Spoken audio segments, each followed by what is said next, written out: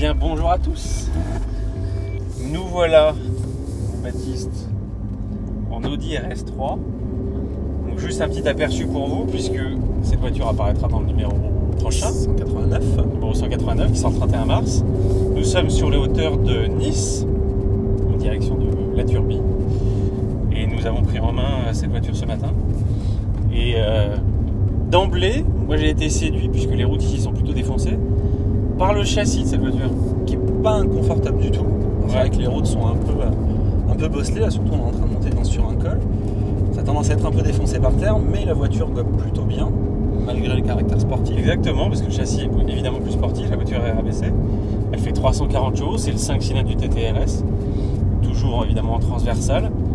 Et la voiture se comporte vraiment bien. Alors effectivement, elle est plus raide que d'habitude, mais globalement, Ça reste confortable en utilisation quotidienne. Exactement. En plus, on a une version vraiment stock, sachant que cette voiture qui vaudra 55 400 € quand même, est bien équipée, puisque tout est livré de série, mis à part le GPS. Mais sinon, on a une version configuration vraiment de série. On a même les sièges d'origine. Et on peut avoir moyenne en finance, il y a les gros baquets avec les oreilles qui sont assez imposantes, ça fait partie des options. Il y avait quelques voitures ce matin qui en disposaient. C'est ça. Mais sinon, nous, la nôtre est stock. Alors, mis à part le doute subsiste en ce qui concerne notre échappement, puisque on vient de voir avec Guillaume d'Audi que notre échappement, lui, était noir chromé. Et on ne sait pas justement si c'était lié ou non avec l'option limitation de 280 km/h, qui souvent va de pair avec le couvre-culasse en carbone. Le nôtre est mat, donc ce serait une version 250 km/h d'origine. On n'a absolument pas eu l'occasion, et on ne l'aura pas bien sûr, de tester surtout pas la véracité, surtout sur ces routes-là. Mais en l'occurrence, on a quand même un échappement qui lui est noir. Ce RS3 est livré évidemment de série avec un petit bouton sport qui est ici, qui est apparu d'ailleurs je crois sur les TT initialement, qui était sur les TT, oui. Qui intervient sur la gestion moteur et sur, c'est nouveau, un clapet à l'échappement. Donc la sonorité, à tous les régimes d'ailleurs, est vraiment différente. On va voir ce que ça donne. Plus grave. Je sais pas si vous l'entendez. De l'intérieur on l'entendra pas trop, il faudrait vraiment ouvrir un peu pour s'en apercevoir. Mais typiquement, nos amis qui nous suivaient tout à l'heure nous ont confirmé que le moteur était vraiment libéré dans ces circonstances. Et donc, ça fait partie de l'équipement de série, donc c'est plutôt sympa, petite promenade de week-end. Et on vous fera une petite vidéo justement pour vous montrer la différence de son avec le mode sport activé ou non.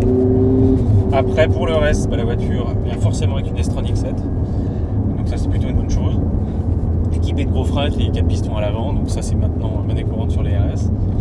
Et en équipement, on a toujours ce volant à méplats, le cuir perforé, sellerie cuir, habillage d'origine piano laqué noir, ce qu'on a là d'ailleurs.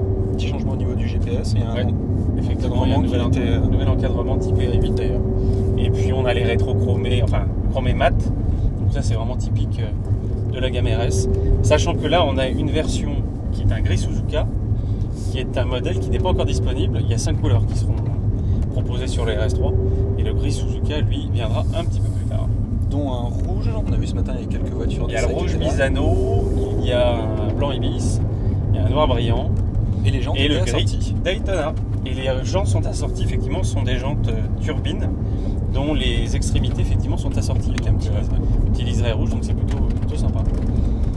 Donc ce que je vous propose, c'est qu'on le fasse profiter du son de l'échappement.